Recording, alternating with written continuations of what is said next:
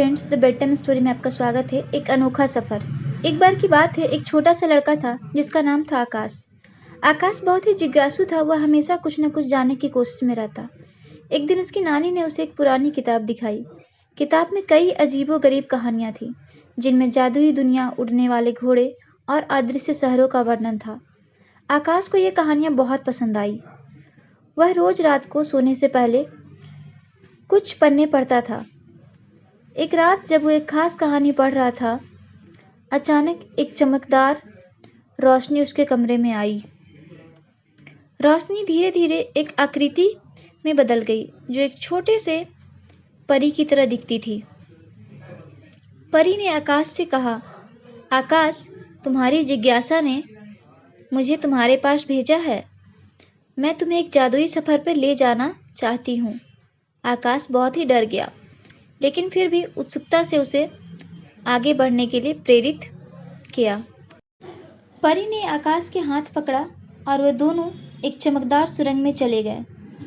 सुरंग के अंत में एक खूबसूरत दुनिया थी, जहाँ पेड़ सोने के थे और नदियाँ दूध की तरह चमकती थी। वहाँ आकाश ने कई अद्भुत जीवों को देखा, जैसे कि इकलौते पैर वाला घोड़ा और उड़ने वाली मछलियाँ। परी ने आकाश को बताया कि यह दुनिया एक किताब की कहानी से सीधे आई है।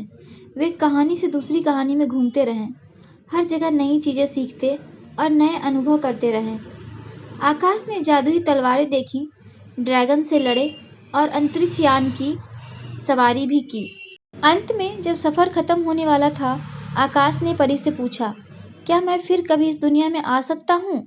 परी ने मुस्कुराते हुए कहा, हाँ बिल्कुल आकाश, जब भी तुम्हारा जिज्ञासा जागेगी, तुम फिर से इस दुनिया में आ सकते हो। बस किताब खोलो और कल्पना करो। फिर एक चमक के साथ आकाश अपने कमरे में वापस आ गया। वह अब एक अलग व्यक्ति था। उसकी आंखों में एक नई चमक थी। वह जानता था कि दुनिया सिर्फ किताबों में ही नहीं, बल्कि उसकी कल्पना में भी मौजूद है, और जब भी वह चाहे वह उस दुनिया में वापस जा सकता है।